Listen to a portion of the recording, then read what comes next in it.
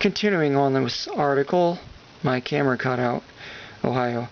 The locomotive was equipped with instruments to measure coal and water consumption, boiler and steam chest pressures, and back pressure, throttle and reverser positions, draft at various locations, in the smoke box, and below the grates, temperature of tender water and feed water temperatures of the saturated steam, superheated steam, steam at the front and rear valve chest, exhaust steam at the cylinders, and exhaust steam in the smoke box. Aside from the drivers being worn down to a diameter of 65.5 inches from their delivered diameter of 67 inches, the 1608 was essentially in the same condition as factory new. And here's the dyno car that was used. Dyno car number DM1 was built in 1930 to give the C&O its own instrumentation for testing locomotives. Before 1930, they borrowed cars from the nickel plate, or one of the locomotive builders. It was used for the H7 and H8 test. Treated in this article, cars pictured at Clifton Forge, Virginia in 1930, Sidney Williams Jr. photos, C&O Historical Society collection. Onward, the article, Allegheny subdivision tests. The Allegheny subdivision presented new severe obstacles to trains in both directions. Presented severe obstacles to trains in both directions. Westbound from Clifton Forge, Virginia to Allegheny, Virginia, a distance of 27 miles. The grade varies from level to 1.4%, with the ruling grade being 10 miles of 1.14%.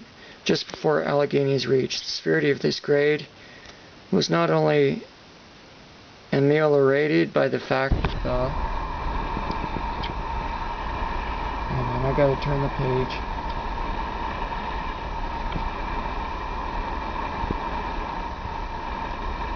Traffic was almost entirely empty cars returning to the coal fields from the port at Newport News, Virginia eastbound. The 48 miles from Hinton and Allegheny were more undulating. Departing Hinton, loaded coal trains encountered 4.5 miles of 0.4% grade as the line climbed a Big Bend tunnel, which cuts off a large loop in the Greenbrier River. Beyond the tunnel, the line follows the river with grades in the range from level to 0.35% to Ronceverte, West Virginia. I probably butchered that name, sorry. 2 miles beyond Ronceverte, the line leaves the Greenbrier River and begins 12 miles of sustained 0.57% grade to the summit at Allegheny. This was the ruling grade for loaded coal trains and the toughest climb they faced. On the Allegheny subdivision, the practice for eastbound coal trains was to either run single trains powered by one H7 carrying approximately 4,000 to 4,100 tons, or double trains with an H7 road engine and an H7 pusher carrying between 10,500 to 11,500 tons. Based on the train sheet from April 1936, normal running times for eastbound single train from Hinton to Allegheny were a bit more than 3 hours, and double trains covered the same distance in about 4 hours westbound. Singles and doubles were also run between Clifton Forge and Allegheny. Singles appear to have been carried about 2,500 tons and made the run in about 90 minutes to 2 hours. Doubles were given between 3,500 and 4,500 tons and made the run in 2 to 2.5 hours. During the test runs of the H8, 5 test runs were made as single westbound trains. 3 runs were single eastbounds, 4 were double eastbounds, 2 with an H7 helper and 2 with an H8 helper. Table 2 summarizes these tests showing average performance for all the runs of a given type. And here's table 2.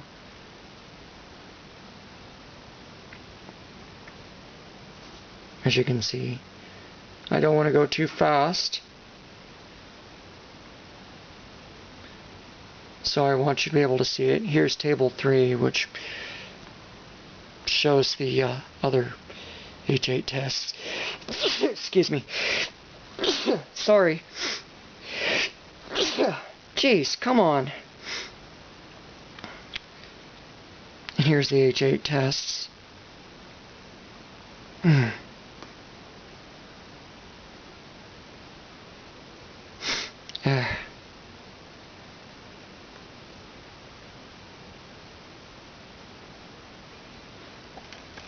Now the northern subdivision tests. The northern subdivision presents only one obstacle south of Columbus, Ohio.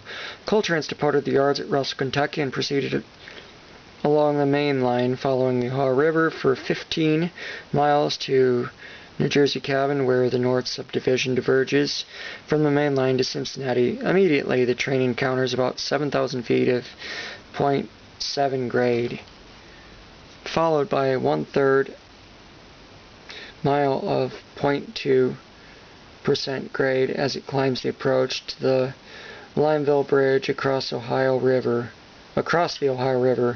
The line is level on the bridge proper, and then undulates, with most gradients being less than 0.2% for about 33 miles to Robbins, site of a coaling station straddling the main line. Beyond Robbins is a further 56.5 miles to Parsons Yard on the south side of Columbus. The total distance from Russell to Robbins is 39 miles, and from Russell to Columbus is 105 miles. 5 tests were run on the northern subdivision. On this line, a T1 210-4 routinely handled 160 car trains, totaling between 13,000 and 13,500 tons. These trains usually required a pusher, usually an H7, on the 1.5 mile climb to the Ohio River Bridge. And here's some of the pictures of the action. H8 1621 eastbound in June 1951, handling coal train, Dry Creek, between White Sulphur Springs and Tuckahoe, West Virginia. This was the toughest part of the grade. The train would soon reach a sharp curve as the tracks bend to the left and leave Dry Creek to enter Allegheny Tunnel. In the other photo, H8 1654 is pushing. Both Gene Huddleston photos, C&O Historical Society. Now then, 5 tests to the Ohio River Bridge. Oh, here's one more photo of H8.